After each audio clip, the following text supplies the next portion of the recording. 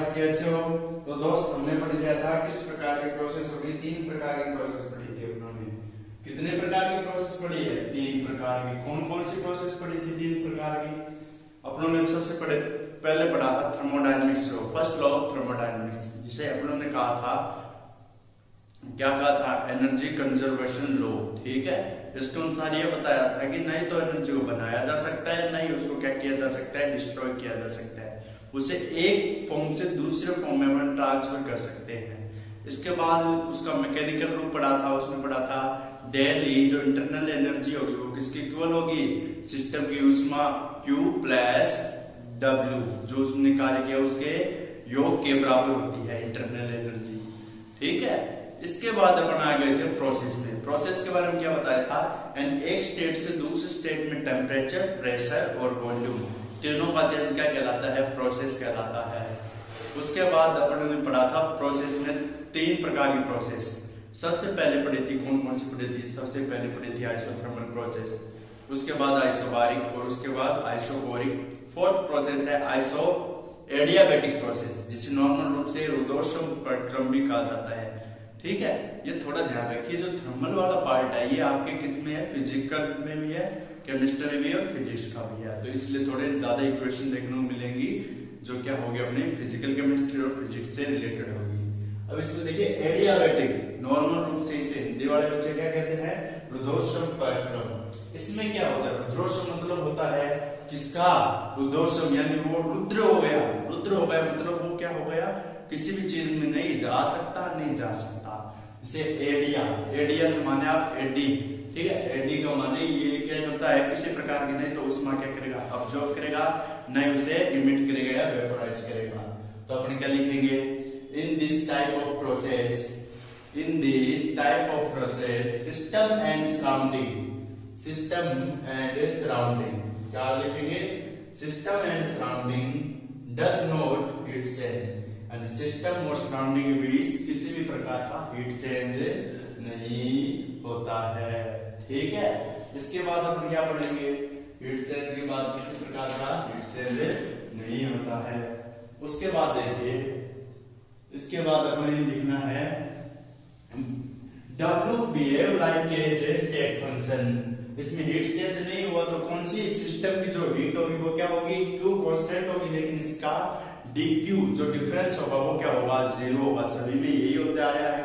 किसमें volume constant था लेकिन उसका क्या था? डेल भी कांस्टेंट नहीं था, वो क्या था? 0 के इक्वल। तो W behave like a state function, इसमें क्या करेगा?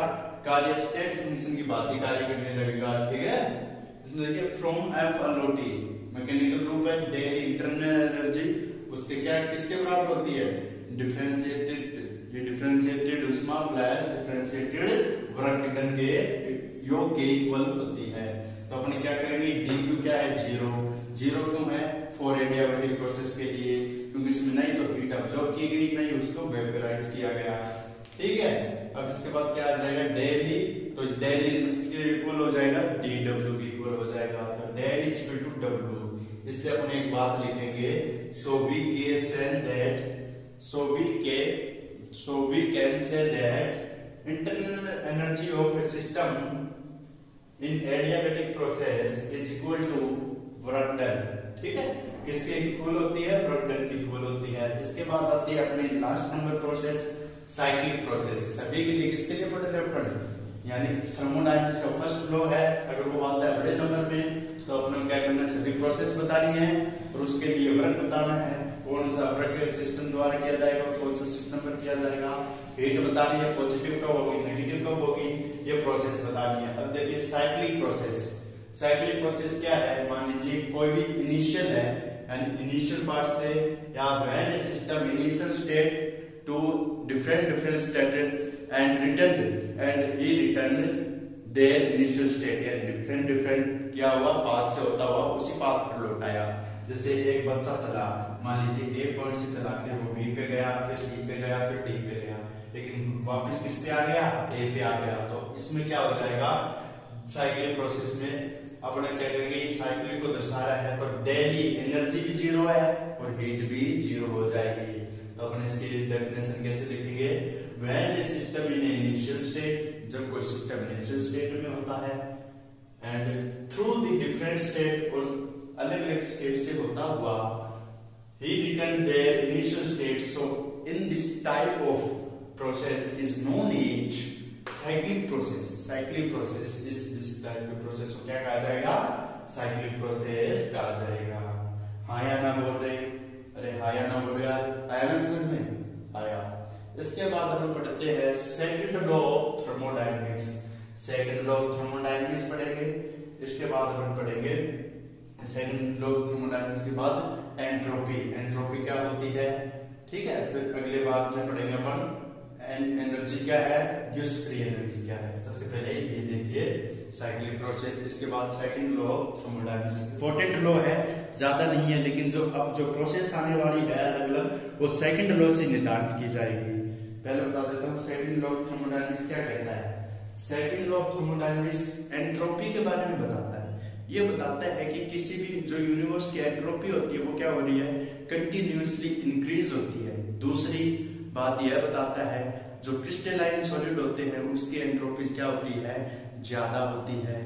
तीसरी बात इसमें क्लासियस इक्वेशन भी आती है, जिन्होंने यह बताया कि अगर कोई मान लीजिए आपकी कोल्डर बॉडी है तो उससे हीट किससे जाएगी, हॉटर बॉडी में जाएगी, ना कि हॉटर बॉडी से कोल्डर बॉडी में जाएगी।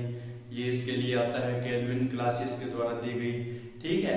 तो अब इसके बाद में अपन क्या पढ़ते हैं, इसके लॉ पढ़ते हैं, इसकी डेफिनेशन देखेंगे और उसमें का सेकंड लॉ देखेंगे, यानी थर्मोडायनेमिक्स सेकंड लॉ। देखिए गाइस, अब देखिए guys second law of thermodynamics की बात कर रहे थे, बता दिया था इसके अनुसार क्या होता था, एंट्रोपी के बारे में बताया। जो यूनिवर्स की क्या होती है एंट्रोपी, वो इंक्रीज होती है कंटिन्यूस। दूसरी बात इन्होंने बताया, क्या बताया, दूसरी बात इन्होंने बताया कि जो आपकी क्लासिक स्टेटमेंट आई थी, इन्होंने बताया कि जो इम्पॉसिबल होता है, कौन सी इम्पॉसिबल होता है, जो स्पॉन्टेनियस रिएक्शन में जो क्या होती है, कोल्डर बॉडी से हीट हॉटर बॉडी में चली जाएगी, लेकिन हॉटर बॉडी से कोल्डर बॉडी में नहीं आएगी। तीसरी बात इन्होंने बताई, जो आपके क्रिस्टलाइन सॉलिड होते हैं उसकी क्या होती है, एंट्रोपी ज्यादा होती है अदर सॉलिड की तुलना में, ठीक है। इसके बाद आया केल्विन ने क्या बताया, केल्विन प्लैंक ने बताया कि यह एक इम्पॉसिबल है कि कोई भी मशीन 100% वर्क करे, यानी 100% तक कोई भी इंजन नहीं होता या कोई भी चीज नहीं होती जो अपने आप में पूरी तरह से आइडियल हो। ये है सेकंड लॉ ऑफ थर्मोडायनेमिक्स। इसके बाद अपन पढ़ेंगे एंट्रोपी। एंट्रोपी क्या है, इसे एस से रिप्रेजेंट किया जाता है तथा ये एक एक्सटेंसिव प्रॉपर्टीज होती है। क्लासियस ने अपने समीकरण में एंट्रोपी के बारे में बताया।